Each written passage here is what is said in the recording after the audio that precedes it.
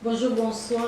Cela dépend de l'heure que vous allez nous suivre. Moi, c'est Martine Kassongo pour cette rubrique au sein de Cœur à Cœur, rubrique santé. Bien sûr, on ne va pas parler santé, médecine, santé telle que la médecine nous parle, mais nous, on va plus s'attarder sur l'aspect bien-être. La santé, elle est plus importante pour chacun de nous.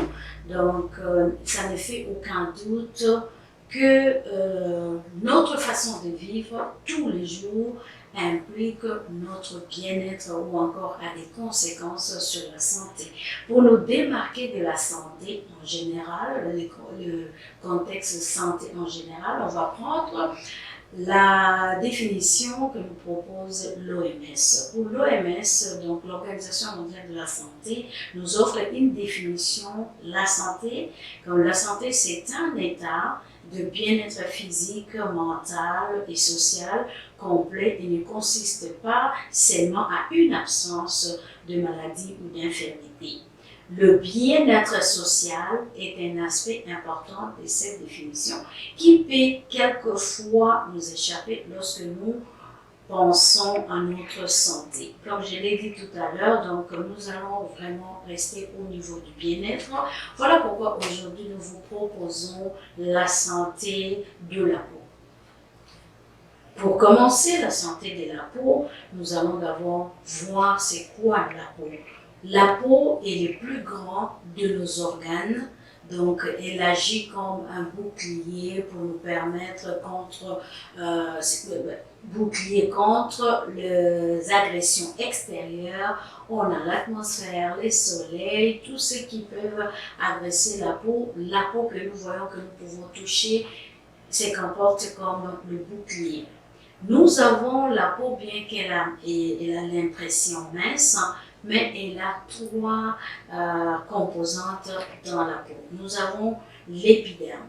L'épiderme, c'est vraiment cette partie qu'on peut toucher sur la peau. Elle est la couche extérieure de la peau et elle agit comme un régulateur d'eau dans le corps.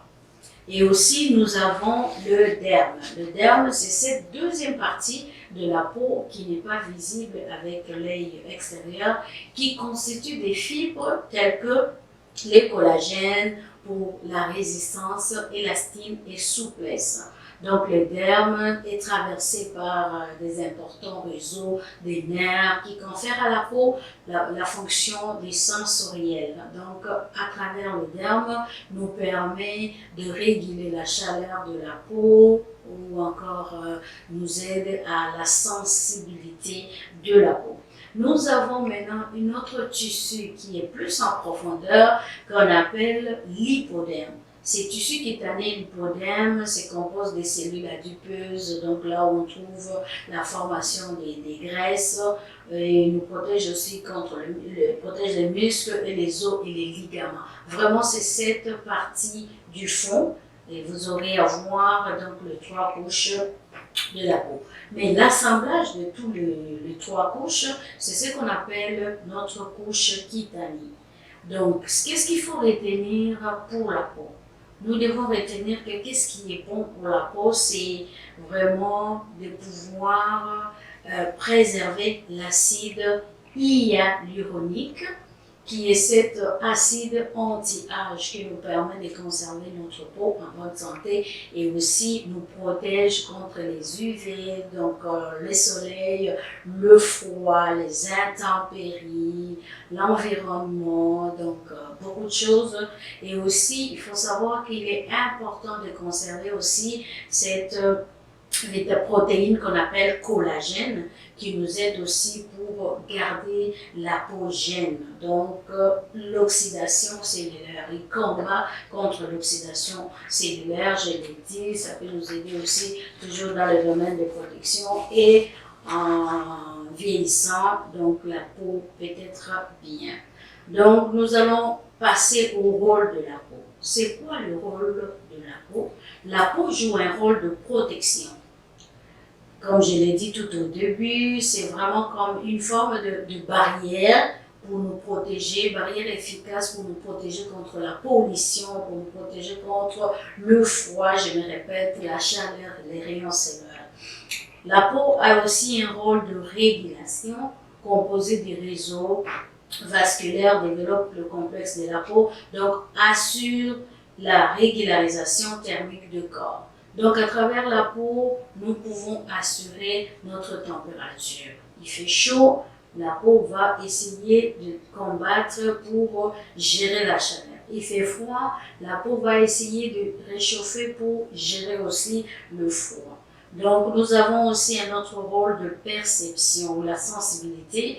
Donc, nous pouvons, à travers notre peau, nous pouvons sentir le douleur ou la douleur. Donc, cela nous aide toujours au travers notre peau.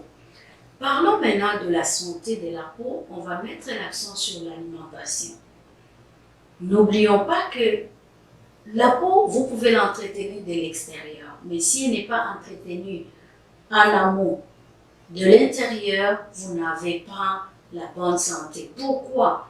La peau est vraiment reflète notre santé. La peau va refléter notre état de santé et d'esprit, c'est-à-dire tout si la peau n'est pas bien entretenue de l'intérieur, si on ne nourrit pas bien son corps, la peau ne suivra pas, quel que soit le produit que vous pouvez lui procurer de l'extérieur. L'alimentation, on nous conseille de manger équilibré, de penser aux antioxydants très très importants pour la peau. Donc toute la nourriture variée bien sûr, mais colorée. Quand je parle de nourriture colorée, nous avons les fruits de couleur, sont très très bons pour la peau. Nous avons les légumes, tout ce qui est vert, légumes très très bons pour la peau. Bien sûr, on viendra avec une émission sur l'alimentation équilibrée pour aller en détail. Mais nous devons savoir que nous devons manger équilibré. Il y a tellement beaucoup de choses à dire, mais pour aujourd'hui, on donne vraiment comme un petit bref en passant, parce qu'on reviendra dessus avec une émission.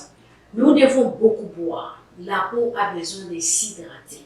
Quand je parle de boire, c'est vraiment boire de l'eau, beaucoup d'eau, permet à votre peau de s'hydrater, permet à votre corps d'être hydraté et cela vraiment procure une bonne santé à la peau.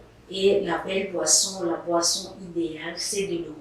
Mais on parle aussi on conseille aussi de boire le thé, comme je donnais l'exemple de thé vert qui contient l'antioxydant et qui aide beaucoup en matière de la peau. Il y a quelques aliments qu'on cite nommément, notamment l'avocat, les poissons gras et aussi très bénéfiques, donc tout ce qui nous donne un surplus ou encore qui nous donne l'oméga 3, notamment les poissons ou les acides gras ou encore un supplément en oméga 3, c'est vraiment très bon pour la peau. On parle aussi de noix, donc les noix qui y a dans sa composition la vitamine B, E et l'huile aussi de noix nous aide beaucoup, donc les vitamines B et E nous proviennent de noix, donc il est très très important de les prendre. Maintenant, on va prendre quelques éléments qui vraiment dégradent ou qui vont causer du tort à la peau. Nous allons parler des sucres en général. Les sucres, si vous aimez beaucoup le sucre, sachez-le, le sucre quand il est consommé et qu'il n'est pas dégagé avec l'énergie, les sucres se transforment en gras. Nous le verrons quand on parlera de la peau grasse. Et vous mangez tout ce qui est très très gras, sachez que la conséquence est tout de suite sur la peau et cela est visible. Je vais vous donner une petite anecdote, mais c'est pas pour tout le monde peut-être, mais moi j'avais une tante, dès qu'elle mangeait l'arachide, le lendemain, elle avait vraiment la peau pleine de boutons. Je ne dis pas que c'est la règle pour tout le monde, mais il y a des gens, ça peut leur arriver. En parlant de méfaits, nous allons parler aussi de l'alcool. L'alcool, le sucre, tout ce qui est tabac, c'est vraiment des éléments très très très dangereux pour la peau. parce que ça ne détruit pas seulement la peau visible, mais de l'intérieur, ça va causer beaucoup de problèmes qui vont paraître sur la peau. Notamment, vous aurez la peau terne, la peau qui n'a pas d'éclat, la peau qui ne peut même pas aussi être bien soignée de l'extérieur parce qu'il y a des méfaits qui proviennent de l'intérieur. Je vais vous donner aussi quelques plantes dont on parle vraiment dans le monde de la peau. Nous avons comme l'aloe vera, vraiment c'est une plante que moi j'ai adoptée, que ce soit au niveau de l'intérieur, donc du jus ou encore de produits d'utilisation dans mes soins que je procure aux clients. J'utilise vraiment l'aloe vera. On parle des largans, on parle des bourraches, on parle aussi des barbades, la carotte, les jojobas. Donc celles-là sont quelques plantes que je cite comme ça, mais sinon on reviendra à long et en large sur certaines plantes dans nos émissions. Donc j'ai parlé des méfaits du tabagisme, le méfait de l'alcool qui peut vraiment empêcher à votre peau le priver de l'oxygénation. Donc, vous devez savoir pour quelqu'un qui fume beaucoup, pour quelqu'un qui boit beaucoup d'alcool, pour quelqu'un qui est tout le temps, qui consomme beaucoup de sucre, les méfaits sont visibles et immédiats sur la peau. Qu'est-ce qui est encore bon pour la peau? On parlera ici de l'exercice physique. L'exercice physique est très très important. Quand on parle de l'exercice physique, on ne parle pas seulement de pompe, on ne vous demande pas d'aller courir, on ne vous demande pas de faire des exercices très très compliqués. Prenez à votre rythme, vous êtes en mesure de faire le sport normal, allez au gym. Si vous n'avez pas la possibilité, faites marcher. Si vous voulez aussi, procurez-vous par votre sport. Donc, vous pouvez prendre comme 30 minutes dans votre journée pour vous consacrer à la marche. Vous pouvez soit le faire 10 minutes par là, vous les disperser dans la journée ou encore le 30 minutes vous suffit. Vous allez voir que ça vous aide à transpirer, ça vous aide. Pourquoi le sport aide beaucoup le corps à rejeter les toxines ou à éliminer les toxines au travers de la transpiration.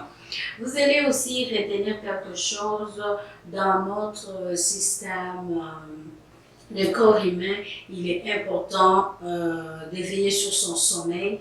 Le sommeil de qualité, c'est-à-dire un sommeil où vous dormez sans vous réveiller. Ça peut être 5 heures, ça peut être 8 heures, mais quand le sommeil est de qualité, la personne se réveille, il n'a pas de maux de tête, la personne se réveille, il sent vraiment qu'il s'est reposé. Et qu'est-ce qui se passe pendant que nous dormons?